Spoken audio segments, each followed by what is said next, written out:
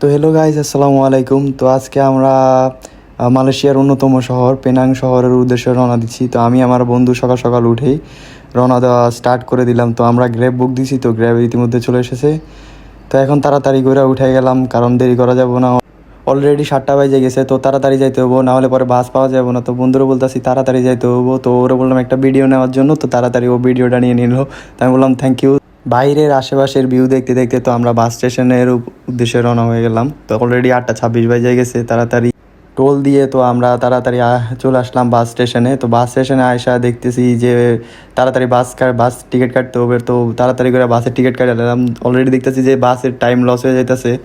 তো তাড়াতাড়ি উনি বলতেছে 2 টিকিটের দাম এত টাকা, তো এত রিঙ্গিত। তো তাড়াতাড়ি করে আমি বাসের টিকিট টাকাটা নিলাম। তো বন্ধুরা বলতেছিলাম যে এত ক্লোজ নিস না, একটু দূরের থেকে ভিডিওটা নেই। তো ভিডিওটা দূরে থেকে নিতেছিল। তো আমি তাড়াতাড়ি করে পেমেন্ট করে দিলাম। তো ফাইনালি আমাদের টিকিট নেওয়া ডান। তো আমি বন্ধুরা দেখাচ্ছিলাম টিকিট। তো একটু বাইরে গেলাম, বাইরে গিয়ে একটু ফটোশ্যুট করলাম। দেন ফটোশ্যুট করে দেখতেছিলাম যে বাস তারা চলে আসবো। তাড়াতাড়ি করে টিকিট স্ক্যান করালাম, স্ক্যান করায় তাড়াতাড়ি ঢুকে যেতেছি। এই মধ্যে দেখতেছি গেট বন্ধ হয়ে যেত। আমি বন্ধুরা বলতেছি গেটটা খুল। বাসটা বেসিক্যালি ডাবল ডেকার। তো আমরা বুঝতেছিলাম না যে আমাদেরকে উপর দেওয়া হয়েছে না নিচে দেওয়া হয়েছে। তো আমি ড্রাইভারকে বলতেছিলাম যে আমাদেরকে উপর দেওয়া হয়েছে না নিচে দেওয়া হয়েছে। তো উনি বলতেছে যে নিচে দেওয়া হয়েছে।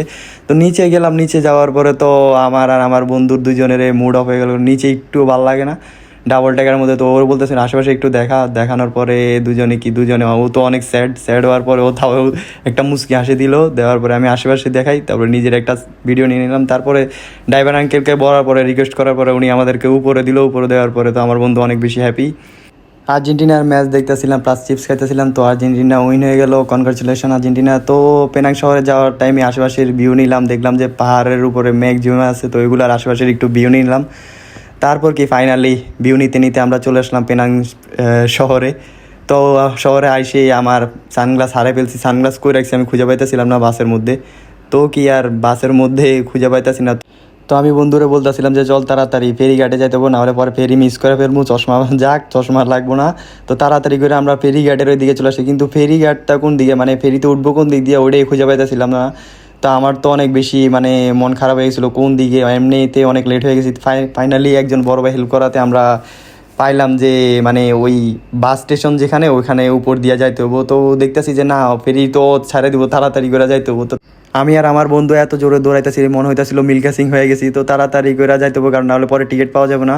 তো টিকিট কাউন্টারে আসলাম, আসার পরে আঙ্কেল বলতেছে যে ক্যাশ হইব না, তো কার্ড দিয়া পে করতে হবো। তো এখন তাড়াতাড়ি করে আমি কার্ড দিয়া পে করে দিলাম।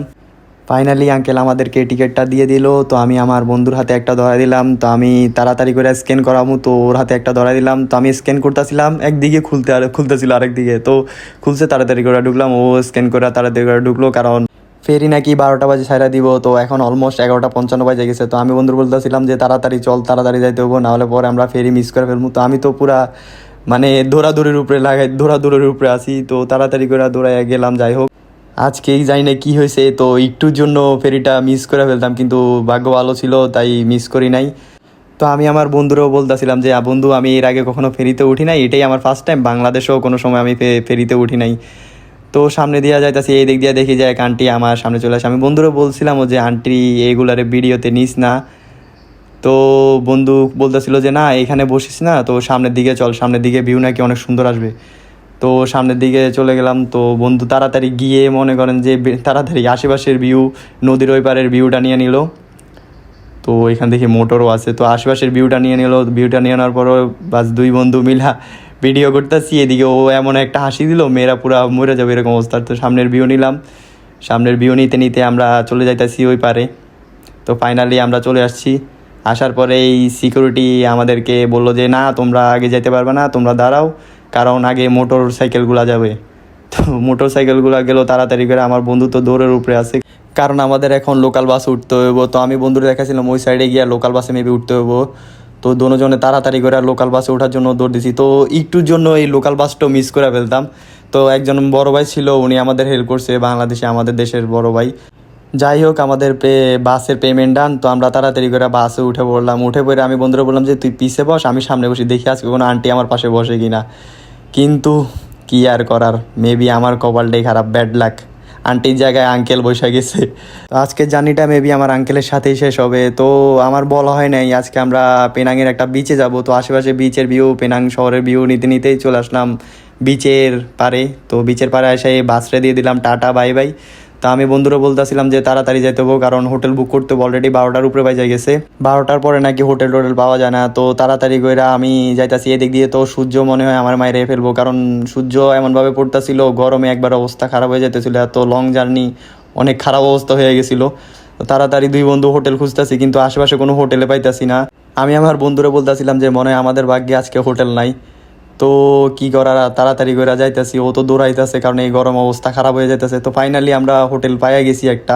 আমি তাড়াতাড়ি করে হোটেলের ভিতরে ঢুকতেছিলাম, তো দেখতেছি যে আমার বন্ধু আগে হোটেলের ভিতরে ঢুকে বসে আছে, ও মেয়েদের সাথে কথা বলতেছিল। আমি ওরে বলতেছিলাম যে মেয়েদের সাথে কথা বলা বাদ দিয়ে তাড়াতাড়ি পেমেন্টটা কর। তো ও বলতেছিল তুই কর পেমেন্ট। তো আমি তাড়াতাড়ি করে পেমেন্টটা করে দিতেছি। তো পেমেন্টটা করে দেওয়ার সময় আপু বলতেছে যে তোমরা এগুলা করতে পারবে না, ওগুলা করতে পারবে না। আর আসল কথা হলো, তো এই দেশের মানুষের জন্য হোটেল ভাড়া নাকি 100 টাকা, তো আমাদের জন্য নাকি 110 টাকা, আমাদের জন্য নাকি 10 টাকা বেশি। তো বুঝলাম না এটা কোন ধরনের নিয়ম। তো এই আপুটা বলতেছিল হোটেলের মধ্যে তোমরা এইসব করতে পারো না, ওইসব করতে পারো না। তো কি কি বলতেছিল আমি মাথায় নিতেছিলাম না যে কি বলতেছিল। তো আমার উদ্দেশ্য হলো তাড়াতাড়ি করে রুমে গিয়া ফ্রেশ হইতে হবো, কারণ প্রচুর টায়ার্ড লাগতেছে। তো তাড়াতাড়ি করে দৌড়াইতেছি এদিক দিয়ে, মানে উষ্ঠায় পড়ে যেতেছিলাম। তো তাড়াতাড়ি করে গেলাম, রুম খুঁজে পাইতেছি না। 112 নম্বর রুম কোন দিকে, আমি বন্ধুর মধ্যে কোন দিকে পাইতেছিলাম। তো ফাইনালি পাইছি রুম। পাওয়ার পরে এদিক দিয়া লক, মানে যে এটা দিছে কার্ডটা দিছে, তো ওটা দিয়ে পাঞ্চ করতেছি, কিন্তু খুলতেছে না। তো তাড়াতাড়ি বললাম নিচে থেকে চেঞ্জ করে আনতে, চেঞ্জ করে আনলো। আনার পরে আমাকে দিছে। তো ফাইনালি লক খুললো। খোলার পরে তো আমি অনেক বেশি হ্যাপি, কারণ তাড়াতাড়ি করে রুমে ঢুইখা আমার ফ্রেশ হইতে হবে, একটু রেস্ট নিতে হবে, অনেক বড় জার্নি হয়ে গেছে। এদিকেও রুম টু দিতেছিল। তো আজকের ভিডিওটা এইটুকু পর্যন্তই। তো নেক্সট ভিডিও, বিচের ভিডিও ইনশাল্লাহ নেক্সট টাইম আসবো।